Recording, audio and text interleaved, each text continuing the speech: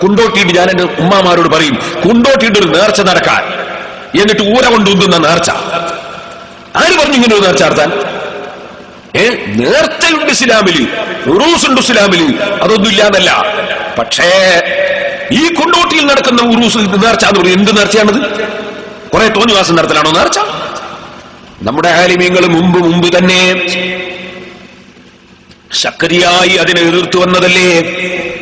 ഞാൻ എന്റെ നാദാവൃത്ത പ്രസംഗത്തിൽ കാണിച്ചിട്ടുണ്ടല്ലോ. സമസ്ത കേരള ജമിയത്തുൽ ഉലമ 951 കാലത്ത് ഞാൻ ജനിക്കുന്നതിന് 8-9 കൊല്ലം മുമ്പ് സമസ്ത കേരള ജമിയത്തുൽ ഉലമയുടെ തീരുമാനം, വടകരയിൽ വെച്ച് നടന്ന സമ്മേളനത്തിലെ തീരുമാനം, ഞാനത് CD-യിൽ കാണിച്ചിട്ടുണ്ടല്ലോ നാദാവൃത്ത പ്രസംഗത്തിൽ.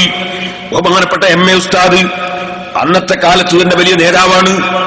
ഇങ്ങനെയുള്ള മുട്ട് വീണ ചില മുസ്ലിങ്ങൾ ആഘോഷങ്ങളിലും അടിയന്തരങ്ങളിലും മറ്റും ചെയ്തു വരുന്നത് കാണുമ്പോൾ, യഥേഷ്ടം ചെയ്തു വരുന്നത് കാണുമ്പോൾ എത്ര കണ്ട് ലജ്ജാവഹവും വ്യസനകരവുമാണ്.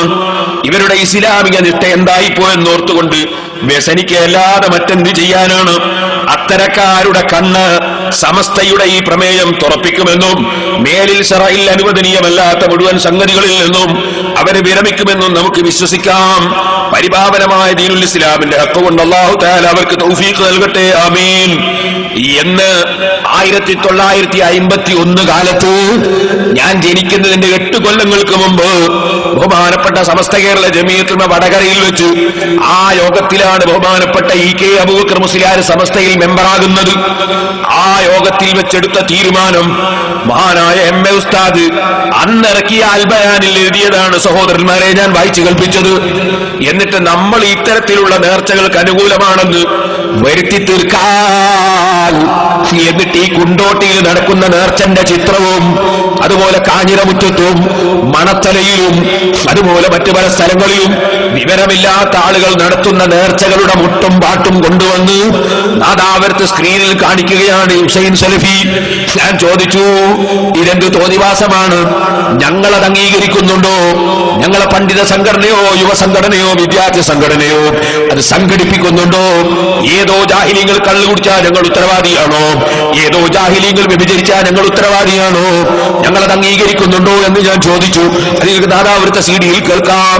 ഞാൻ പറയുന്നു, മഖ്ബറകളിൽ നടക്കുന്ന കുറെ അനാചാരങ്ങളുണ്ട്. ശക്തിയായി പണ്ഡിതന്മാർ അതിനെ എതിർത്തിട്ടുണ്ട്. ഇനിയും ആ എതിർപ്പ് തുടരേണ്ടതാണ്.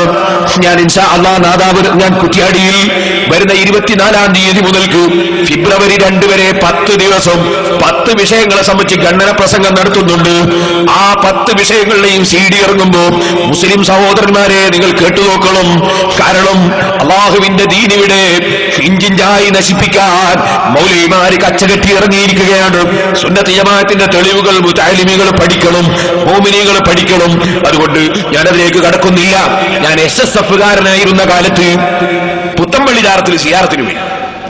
ചെന്നപ്പോ ഞാൻ കണ്ടെന്നറിയോ, ഒരു പെണ്ണ് ജാറത്തിൽ വന്നിട്ട് കുറച്ച് വെളിച്ചെണ്ണ എടുത്തിട്ട് ഒരു മൊയ്യാരി എന്ന് പേരുള്ള ഒരു ചങ്ങാതി ഇവളെ കയ്യിൽ ഒഴിച്ചു കൊടുക്കുന്നു. എന്നിട്ട് ആ പെണ്ണ് തലയിലിട്ട് തട്ടം കൈകൊണ്ടങ്ങ് എടുത്തു കഴിഞ്ഞിട്ട് ഈ വെളിച്ചെണ്ണ തലയിൽ ഇങ്ങനെ തടയാണ്. ഞാൻ കയറി ചെല്ലുമ്പോൾ കണ്ടുപോയതാ, അല്ലാതെ നോക്കാൻ പാടില്ലല്ലോ. ഞാൻ സിയാറത്ത് കഴിഞ്ഞപ്പോൾ എനിക്ക് ഭയങ്കര സങ്കടമായി. ഇങ്ങനെ ചെയ്യാൻ പാടുണ്ടോ? അന്യപുരുഷന്മാരുടെ മുമ്പിൽ തലമറക്കാതിരിക്കാൻ പാടുണ്ടോ? സുബ്ഹാനല്ലാഹ്. എന്നിട്ടോ ഞാൻ സെക്രട്ടറിയിൽ കണ്ടിട്ട് ഇതൊന്നും പറ്റൂല എന്ന് പറയണ വെച്ചിട്ട് ഞാൻ എന്റെ ആവേശത്തിൽ SSF-ന്റെ പ്രവർത്തകനാ. ഞാൻ എന്റെ ആവേശത്തിൽ സെക്രട്ടറിന്റെ ഓഫീസിൽ പോയി ഇതൊന്നും ചെയ്യാൻ പാടില്ല എന്ന് പറയാനേ. ചെന്നപ്പോ അയാളില്ല. ഞാനൊരു കത്ത് എഴുതിച്ചു. ഞാനിങ്ങ് പോന്നു. കുറെ ദിവസം കഴിഞ്ഞ് ഞാൻ അന്വേഷിച്ചു നോക്കുമ്പോ അന്ന് ദർഗന്റെ സെക്രട്ടറി മുജാഹിദാ. ദർഗന്റെ സെക്രട്ടറി മുജാഹിദാണ്. ഇവര് പറയും ദർഗയിലെ പൈസ ഇട്ടാലാണ്. ദർഗ കവർച്ച ചെയ്തിട്ട് പണം തട്ടിയവരാണ് മുജാഹിദ്. സംശയമുണ്ടോ? നിങ്ങൾ അൽ ഇത്തിഹാദ് നോക്കൂ, ഇതാ എന്റെ കയ്യിലുണ്ട്. ഞാൻ കുറ്റ്യാടിയിൽ വെച്ച് ഖുർആൻ വിരുദ്ധ മുജാഹിദ് പ്രസ്ഥാനം എന്ന പ്രസംഗം നടത്തിയിട്ടുണ്ട്. ആ പ്രസംഗത്തിൽ ഞാൻ ഇതെടുത്ത് കാണിച്ചിട്ടുണ്ട്. ഒരു CD എടുക്കുമ്പോൾ വാങ്ങിക്കേട്ടോളൂ. നിങ്ങൾ മദീനയിലെ മഖാം കവർച്ച ചെയ്ത് മുഹമ്മദ് അബ്ദുൽ വഹാബിന്റെ ആളുകൾ പണം കട്ടുകൊണ്ട് നിങ്ങൾ പുറത്തിറക്കുന്ന അൽ ഇത്തിഹാദിൽ മുസ്ലിം ലീഗിന്റെയും മുജാഹിദിന്റെയും നേതാവായ KC അബൂബക്കർ മൗലവി എഴുതിയ ലേഖനമാണ്. ഞാൻ എന്റെ വകയിൽ പറഞ്ഞതല്ല. സഹോദരന്മാരെ, ഇനി അക്കാണുന്നോ CH മുഹമ്മദ് കോയ